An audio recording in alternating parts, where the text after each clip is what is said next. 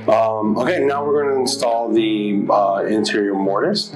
So one thing you want to do is make sure that this latch is out because you'll need to grab it. So go ahead and twist it all the way and make sure that this is locked. So when you insert it in the door. Now we're going to take the latch and insert it into the mortise on the door. You're going to slide it in, and the reason why we have this handle here is so you can kind of hold on to it. And then we'll take our small screws and we'll go ahead and insert them in. I'll go ahead and get it started to be threaded.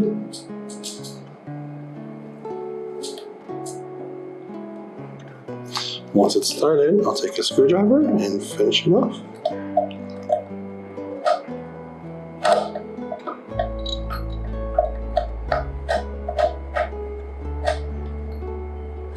Okay, that's the top one, and now I can let go and do the bottom one.